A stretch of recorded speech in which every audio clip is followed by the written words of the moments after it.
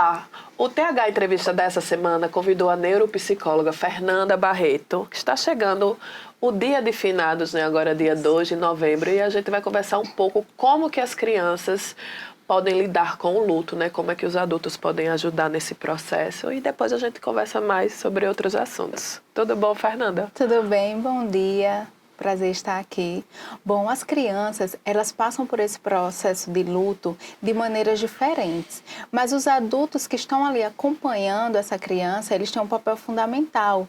Eles podem criar, através de atividades lúdicas, um momento onde essa criança consiga verbalizar suas emoções, para que elas consigam processar o luto, porque o luto é a perda. Inicialmente pode apresentar aquele sentimento de negação, depois o de adaptação e depois o de aceitação.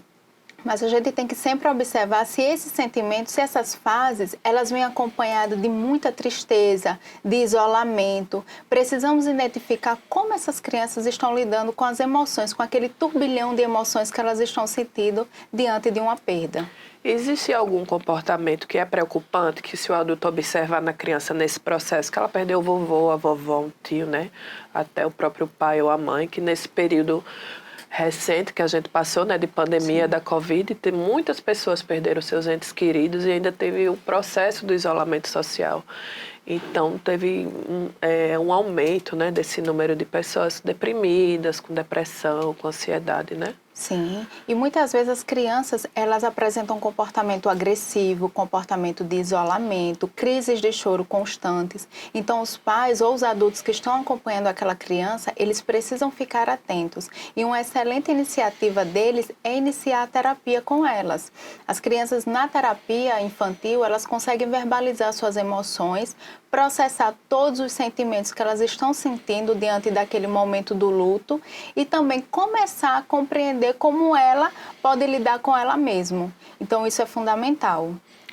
Você estava falando antes da gente começar a gravar, né, que dentro de casa existem algumas atitudes que os pais podem tomar, né, diante desse comportamento. Sim, os pais precisam criar uma rotina onde exista momentos ali deles conversarem com essas crianças, criar um ambiente favorável, um ambiente saudável, onde eles possam conversar, interagir com essa criança através de atividades lúdicas. Sempre perguntar como essa criança está se sentindo, para que ela se sinta acolhida e consiga verbalizar suas emoções e sentimentos, seus medos, suas tristezas, para que a gente consiga que ela processe todos esses sentimentos de forma saudável. E não só guarde e fique se isolando, apresentando um comportamento negativo, chorando escondido, com medo que os adultos vejam. Porque a gente, às vezes, observa uma falta de paciência, né, com o adulto. Às vezes diz que a criança está fazendo drama, não precisa isso, e acaba não entendendo que o processo da criança é diferente, né, do adulto. Isso. As crianças, muitas vezes, elas não conseguem lidar, elas não sabem como lidar com aquele sentimento que elas estão sentindo. E isso pode ser muito prejudicial, porque elas precisam entender o que elas estão sentindo e o que elas podem fazer para que elas consigam melhorar e ter uma saúde mental satisfatória. E nem sempre é um processo fácil. Então, os adultos precisam estar ali acompanhando, perguntando e, através de atividades lúdicas, criar um momento para essa criança verbalizar seus sentimentos e suas emoções. A gente percebeu, né, houve estudos que mostraram que após a pandemia houve um aumento de crianças e adolescentes com problemas emocionais, né, mais graves. Então, a busca pelo tratamento psicológico, né, pela terapia é essencial, né? E isso, teve até um estudo pela Universidade de São Paulo que afirma, que comprova que crianças e adolescentes tiveram um aumento de 35% nos casos de ansiedade e depressão.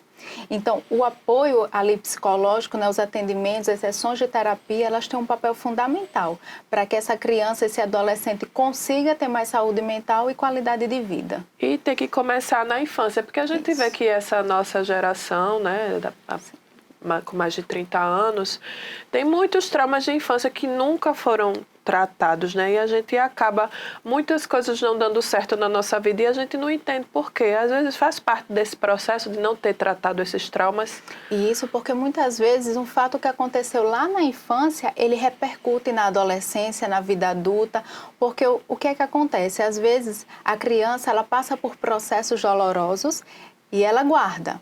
E lá na adolescência, na vida adulta, tem os gatilhos. Algo pode acontecer ali no dia a dia que desperta aquele trauma do passado. Então vem aquele turbilhão de emoções. Por isso é muito importante as terapias. Porque através da terapia com o psicólogo, ela consegue processar todos os traumas, os sentimentos, as emoções, tudo que está associado a muitas vezes fatos que aconteceram lá atrás, mas que ainda repercutem na vida adulta. E eu queria, Fernanda, que você reforçasse, né, para quem está assistindo a gente, que você não precisa ter um transtorno psicológico, né, para buscar terapia. Não é coisa de doido, como as pessoas ainda têm esse preconceito de não botar o filho na terapia, que meu filho é normal. É normal, mas se começar a ter um acompanhamento psicológico na infância, certamente vai ser um adulto mais equilibrado, né? Na minha opinião. Eu queria que você falasse isso para as pessoas. A terapia infantil ela é muito importante, porque as crianças elas precisam entender o mundo à sua volta, a ligação com os pais, tudo isso são processos que nem sempre são fáceis. Até a própria escola, as mudanças ali de escola, a troca de colegas. Muitas vezes a relação com os pais é uma relação onde todo mundo fica no seu espaço. Os pais ficam na sala, a criança no quarto isolada, não tem muito aquele contato, aquela ligação. Então a criança acaba ficando mais na dela, mais introspectiva. Além disso, ainda tem outros fatores que podem influenciar para que essa criança se afaste. Comece a ficar um pouco isolada ou comece a apresentar um comportamento agressivo, ou muito triste, ou uma baixa autoestima. São vários fatores que acontecem na infância. Então, o acompanhamento com o psicólogo é extremamente importante. Tem algo mais que a gente deixou de falar que você gostaria de passar para quem está assistindo, para a gente encerrar?